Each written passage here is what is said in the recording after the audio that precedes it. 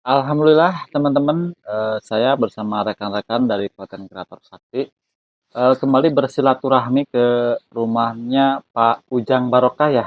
Iya, Mungkin teman-teman semua yang, mengikuti video kita dari dulu, mungkin nggak aneh ya. Cuman barangkali ada teman-teman yang baru melihat, mungkin, Pak Ujang ini saya sekilas jelaskan. Jadi beliau ini mempunyai, anak dari Ratu Pantai Selatan ya, Pak? iya betul. Atau Nyi Roro Kidul. Dan beliau juga katanya sering berkunjung ke kerajaan, apa namanya, kalau Laut Kidul itu Segoro Segoro Kidul. Kidul, Nah, Pantai Selatan Segoro alhamdulillah, Kidul. di kesempatan kali ini beliau juga katanya habis, berkunjung dari Segoro Kidul. Mungkin ada yang baru teman-teman. Nah, ini di kiri kanan Pak Ujang ada, apa namanya, ada hadiah atau ada gambar dari Ratu Pantai Selatan dan mungkin kalau yang sebelah kiri saya nggak tahu. Nah, sebelum kita ke pokok cerita, saya pengen tanya-tanya dulu kabar Pak Ujang. Pak Ujang gimana kabarnya? Alhamdulillah Pak. Alhamdulillah. Baik-baik ya. Saya sama rekan-rekan udah 1 tahun kalau nggak salah nggak Iya, kesini ya Pak ya. iya, Nah, mungkin Bapak bisa ceritakan katanya Bapak kan kemarin habis dari Pantai Selatan atau dari Kerajaan Segoro Kidul. iya. Nah, itu yang baru atau misalkan yang apa oleh-oleh dari sana itu apa aja gitu? Waktu saya dipanggil ke sana Pak, ke Pantai Selatan, ke keratonnya Kangjeng Ibu Ratu Kidul, saya ingin mengusulkan atau memberitahu kepada beliau bahwa anaknya yang dititipkan di saya ini dan istri saya ini, dia akan menjelang pernikahan, Pak. Oh. Saya dan anak saya minta waktu dipanggil sama beliau, waktu dan tanggalnya ditentukan sama beliau dan ayahandanya, Pak. Hmm. Itu, ya alhamdulillah dengan izin yang maha kuasa, beliau mengizinkan bahwa anaknya yang dititipkan di saya, di keluarga saya, diizinkan untuk berumah tangga. Nah, Hmm. itu Pak. Tanggal dan waktu bulannya dan tahunnya udah ditentukan sama beliau di sana itu Pak. Jangan dirubah lagi katanya. Oh. Itu. Jadi, mungkin teman-teman semua yang baru bergabung agak bingung juga ya. Jadi Pak Ujang ini mempunyai anak atau titipan dari Ratu Pantai Selatan ya. Iya. Nah, mungkin Bapak bisa kilas balik sedikit, Pak. Awal mulanya Bapak mempunyai anak dari Ratu Pantai Selatan. Nah, mungkin kan kita berpikirnya apakah Bapak suaminya Ratu Pantai Selatan? Mungkin kan kalau sepintas orang pasti berpikir Iya. demikian. Itu mungkin bisa Pak Ujang ceritakan awal mulanya Bapak bisa dititipin atau mempunyai anak dari Ratu Pantai Selatan. Dan keberangkatan Bapak kemarin berarti meminta izin untuk menikahkan putra berarti Putra, ya? iya Putra. putra Pak. Nah, Iya. boleh ya Bapak jelaskan sekilas kembali, Pak? Gini Pak, saya dititipkan sama beliau bahwa beliau menitipkan anaknya secara lahiriah kepada saya, ya Pak ya. Ya, Bukan saya sebagai suami. suaminya beliau, Mm-mm. bukan saya sebagai beliau, cuman beliau itu kata beliau sama saya Mm-mm. bahwa saya itu keturunan dari beliau karena beliau asalnya dari putri Pajajaran, Oh. yaitu putrinya Prabu Siliwangi yang dinamai Nyimas Kandita dulunya itu Pak. Mm-mm. Nah, jadi saya ada berkaitan dengan beliau, maka beliau menitipkan sebagai secara lahiriah itu anak saya, tapi secara batiniah itu sebagai anak yang paling bungsu Hmm. dari beliau. Dan cuman ayahandanya belum bisa diutarakan di konten atau kepada siapa-siapa, itu masih dirahasiakan kata ke beliau itu Pak. Itu. Mungkin maksudnya kalau secara biologisnya anak bapak sama ibu di sini. Iya, Nah, itu bisa disebut anak titipan Ratu Pantai Selatan. Apakah sebelumnya ada campur tangan beliau kah? Atau misalkan ada kejadian aneh kah? Kok bisa Bapak menyimpulkan bahwa bayi yang dilahirkan sama istri Bapak bisa disebut dengan anak dari Ratu Pantai Selatan? Gini Pak, saya bisa memastikan bahwa itu titipan beliau secara batiniah ya Pak ya. Iya. Di waktu itu saya menjelang pernikahan dengan istri saya, kurang lebih kalau nggak lupa ya Pak, Iya. baru 1 bulan sampai 2 bulan saya bertaharap munajat kepada Yang Maha Kuasa, minta sesuatu dan minta dikasih dikaruniai anak yang soleh. Mhm. Cuman di waktu itu ada sesosok orang tua yang datang bilang sama saya bahwa kamu akan mempunyai anak seorang titipan dari Bunda Ratu Kidul itu Pak. Oh. Mhm. Itu. Berarti, datangnya lewat wangsit? Iya lewat wangsit. Lewat wangsit sewaktu saya lagi bermunajat kepada Yang Maha Kuasa.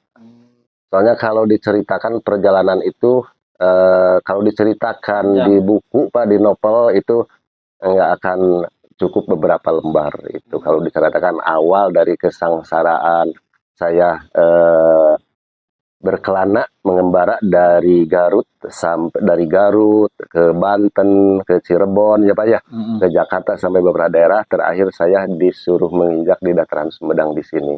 Ketemu dengan istri saya yang sekarang ya Pak, istri saya juga lagi dirundung penderitaan itu Pak, penderitaan. Ya makanya itu Allah mengasihkan sesuatu keistimewaan kepada saya, dititipkan seorang anak yang batiniahnya dititipkan dari beliau Bunda Ratu Kidul itu Pak. Nah, apakah sebelum, sebelum mengandung atau sebelum melahirkan ada kejadian aneh nggak? Misalkan setelah wangsit itu datang gitu? Ya setelah wangsit itu datang, kejadian-kejadian aneh terhadap istri saya suka minum air bunga ros putih itu Pak. Bunga ros air putih. Terus beberapa bulan kemudian dia meminta bunga kantil merah. Dikarenakan saya nggak tahu apa kantil merah itu, bunga kantil merah itu ada di mana, saya nggak tahu, nggak pernah dikasih. Soalnya belum tahu di waktu itu, belum tahu Pak saya. Nah Pak, mungkin kembali ke zaman sekarang ya. Iya, Itu kan Bapak kemarin habis dari kerajaan Pantai Selatan. iya. Nah itu masuknya lewat mana? Apakah Bapak nyebur ke laut? Apakah Iya. misalkan ada pintu gaib? Atau misalkan lewat semedi? Seperti apa Pak? Kalau untuk melalui pintu gerbang keraton Kangjeng Ratu Kidul itu Pak, tidak bisa ditembus dengan secara lahiriah. Kata Bapak itu harus nyebur sama ke air laut. Itu ada pintu khusus buat orang-orang yang dipercaya atau dikasihi sama beliau. Dengan caranya bersemedi di kamar tertutup, roh saya dan roh anak saya langsung datang ke sana. Oh, jadi Itu kalau fisiknya Bapak tetap di rumah. fisik di rumah Pak. Jadi untuk sukmanya Iya, langsung ke kerajaan. iya kerajaan Berarti pada Sukmanya. saat Bapak ke sana, Bapak bertemu langsung dengan Ratu Pantai Selatan? Iya, bertemu langsung dengan Ratu Pantai Selatan, bertemu langsung dengan Ibu Hajah Nur Fatmi sebagai dia itu Ratu Kidul. Ratu Kidul itu Pak.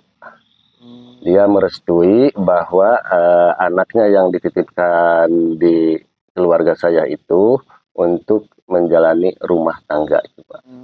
Dan waktu hari tahun udah ditentukan sama beliau di sana.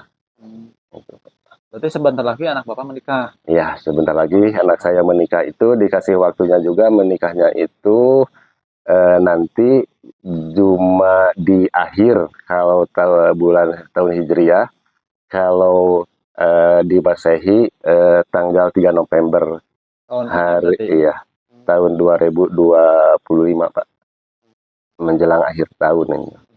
Nah, pada saat sepulang dari kerajaan Pantai Selatan, Bapak dikasih oleh-oleh nggak atau pernak-pernik gitu? Kalau Apakah misalkan dikasih emas kayak dulu kan pernah dikasih iya, kalung gitu? Kalau dikasih oleh-oleh sama beliau itu, dikasih Pak, cuman belum bisa ditampakkan secara lahiriah, harus masih disuruh kerja dulu gitu Pak. Berupa apa Pak itu? Ya, berupanya ya kalau orang yang tidak mengalami mungkin tidak percaya ya Pak ya, Iya, iya. tidak percaya itu apakah hayalan atau apakah halu. Tapi kalau saya mah itu yakin percaya bahwa Tuhan itu kun fayakun. Saya udah dititipkan rezekinya sama Allah di Kangjeng Ibu Ratu Ibu Ratu Roro Kidul, dan dia memberikan kepada saya walaupun masih diselimuti dengan kain gaib, belum bisa dibuka ya, namanya itu enggak tahu yang disebut seperti sekarang yang bisa dibelikan atau berupa fisik seperti emas dan mutiara, itu belum tentu. Cuman dikasih saya kalau nggak saya segede gini, eh, 2 kotak segede gini, Sebesar meja berarti. ya sebesar meja Tapi itu. belum dibawa sama Bapak. Udah dibawa ke sini, cuman masih digoibkan, belum bisa dibuka. Soalnya beliau ngasih mahar kepada saya, kalau untuk dibeli sama uang ya Pak ya, sama materi itu tidak mungkin saya membelinya. Cuman dia membeli, ngasih mahar kepada saya, harus bermunajat kepada Yang Maha Kuasa, menyerahkan diri yang kepada Yang Maha Kuasa. Kata dia bilang sama saya, kamu bilang sama Yang Maha Kuasa, semampu kamu, kamu mampunya mendekatkan diri sama Yang Maha Kuasa itu segitu. Kamu bilang tidak bisa menyamain seperti seorang kiai atau ustadz atau para ulama atau wali, apalagi menyamai para nabi. Kamu bilang aja semampu kamu berusaha, nanti saya bantu. Allah akan mengizinkan akal mewujudkan yang saya kasih, kata beliau. Cuman kan maharnya harus membaca surat Al-Fatihah 10.000 selama 40 hari, 40 malam. Itu baru harta beliau bisa wujud. Itu maharnya, Pak. Berarti posisi saat ini yang tadi Bapak bilang sebesar meja itu udah ada fisiknya tapi dibungkus apa masih gaib, nggak ada? Sekarang masih gaib, Pak. Nggak ada berarti? Nggak ada, Secara belum kasat mata ya, nggak ada gitu? belum ada fisik kelihatan sama mata lahiriah atau sama fisik lahiriah itu, Pak. Dan itu harus dibeli dengan 10.000 Fatihah selama Fatihah. 40 hari. Iya, selama Lalu 40 cair hari, berarti? iya, baru itu bisa dibuka. Nah, itu kata beliau. Apa itu, emas atau apa tadi? Ya kalau itu kan belum ini kan Pak, belum ditampakkan apa emas, apakah uang. Kalau seandainya itu ditampakkan bahwa ini emas ya Pak ya, atau ini uang untuk bekal pernikahan anak saya, kemungkinan saya tidak fokus untuk bekerjanya. Itu kemungkinan leluhur itu Pak. Kebanyakan tidak fokus, nungguin itu terus. Nah, tidak fokus. Gimana caranya harus fokus mendekatkan diri yang sama kuasa, mendekat diri sama kuasa, makanya beliau secara tidak langsung itu masih digoibkan. Nah itu kan tadi saya penasaran Pak. Jadi Iya. Bapak bilang katanya kemarin dari Laut Kidul ya Pak? Iya. Itu dari Laut Kidul berarti Bapak memasuki kerajaan pantai selatan atau di bibir lautnya saja, berarti bibir pantai? Kalau perasaan saya Pak, perasaan roh saya masuk ke Keraton Segoro Kidul, kamar nomor 5, tempat beliau bersemedi, mendekatkan diri kepada Yang Maha Kuasa. Break dulu ya? Iya. Kan katanya Bapak kemarin pernah ke pantai selatan. Iya. Itu berarti Bapak hanya di bibir pantai saja atau masuk ke keraton pantai selatan? Saya ke sana masuk Pak. Roh saya yang masuk, bukan jasad, dikarenakan sayanya bersemedi di sini, di kamar tempat saya bersemedi, cuman roh yang masuk ke sana dengan anak saya, masuk ke kamar tempat beliau bersemedi di sana, yaitu kamar nomor 5, kamar khusus beliau untuk menerima anak-anaknya yang menjenguk beliau, gitu Pak. Itu memang di sana ada berapa kamar Pak? Sehingga tadi Bapak menyebutkan kamar nomor 5. Kalau setahu saya kamar di sana ada 11 kamar, Pak. Ada 11 kamar. Nah, masing-masing kamar itu maksud dan tujuannya itu apa aja itu? Ya, kalau maksud tujuannya kamar-kamar itu kalau beliau dijenguk sama saudara-saudaranya atau sama anak-anaknya, misalnya anak nomor 1 harus kamar sini, anak nomor 2 harus kamar ini, anak nomor dan selanjutnya itu, Pak. Kamar itu bukannya untuk menyesatkan para orang-orang yang banyak bilang bahwa Kangjeng Ratu Kidul itu sebagai pesugihan ya, Pak. Itu cerita rakyat, Pak. Kalau beliau menunjukkan kepada jalan yang lurus, Pak. Itu. Dan untuk mungkin gambaran dari Keraton Ratu Pantai Selatan itu seperti apa Pak? Kalau boleh Bapak ceritakan mungkin Gambarkan. gambarannya. Apakah seperti emas, apakah seperti apa, dan terus luasnya itu berapa hektar? Ya, kalau untuk gambarannya bahwa keraton beliau itu, Pak, kebanyakan orang itu katanya dibuat dari emas, siapa ya? Dari mutiara, dari inten. Itu enggak, Pak. Keraton beliau itu biasa-biasa aja, seperti rumah-rumah kita yang berada di Lahiriah, cuman ada keanehannya, namanya juga keraton, Pak. Lain daripada yang lain itu, Pak. Itu kalau luasnya itu berapa meter itu Pak atau hektar? Ya kalau luasnya mah nggak tahu berapa luasnya, Pak. Kalau bentuk fisik bangunnya nggak tahu luasnya berapa. Kalau diukur dengan kasat mata itu tidak bisa diprediksi bahwa luasnya itu sekian hektar atau sekian meter atau sekian itu tidak bisa. Pokoknya mah sangat luas dari mulai pintu masuk gerbang sampai ke gerbang kedua, ke gerbang ketiga sampai ke gerbang keempat itu sangat luas jalan kakinya, Pak.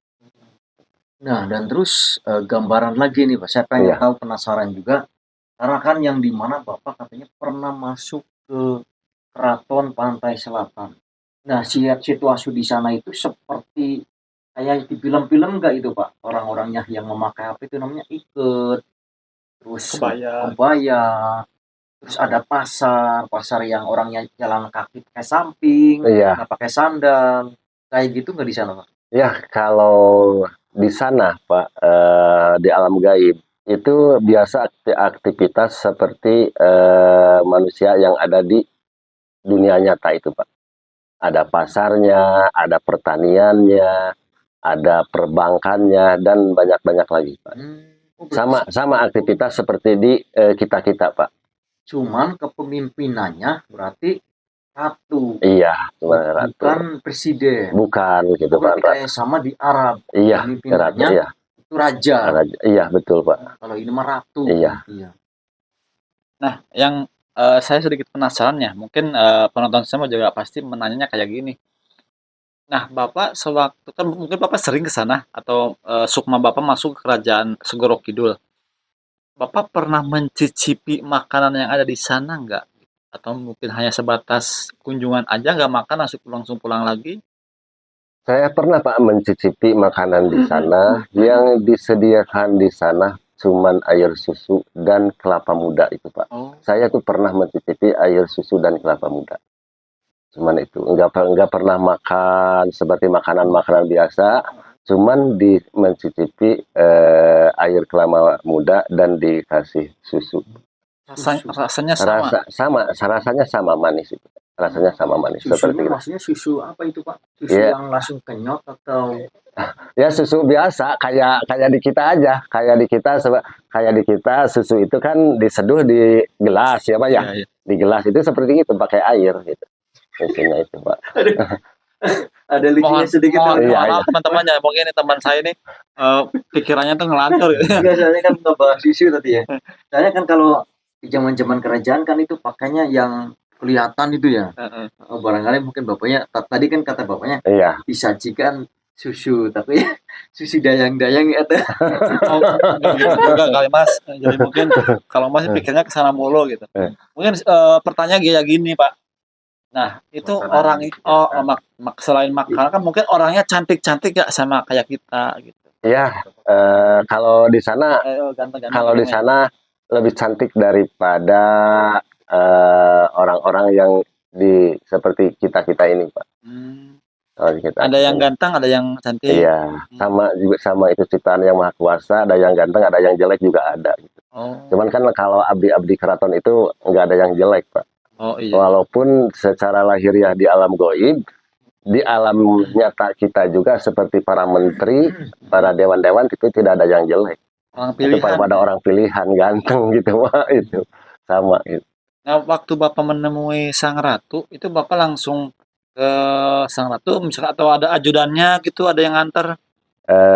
Diantar sama gulang-gulang, Pak. Jadi kalau gulang-gulang itu kalau di bahasa kitanya pesuruh apa gimana? Kalau bahasa kita mah penjaga pintu pertama itu, Pak. Itu Oh, namanya gulang-gulang.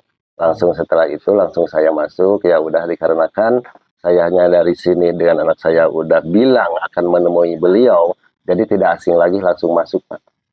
Tadi ngebahas pintu ya Pak. Yang saya dengar katanya ada 9 11. 11.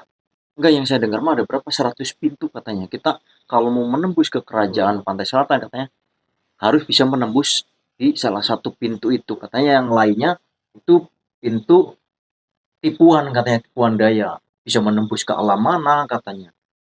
Itu cuman gini, Pak, kalau pintu yang kepunyaan negara Segoro Kidul Kangjeng Ratu Kidul cuman 5, Pak.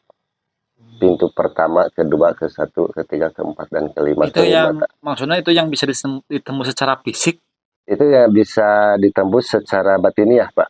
Oh, Ya kalau orangnya ya udah ilmunya udah kayak para wali atau para ulama-ulama besar, itu bisa menembus dengan secara fisik, Pak.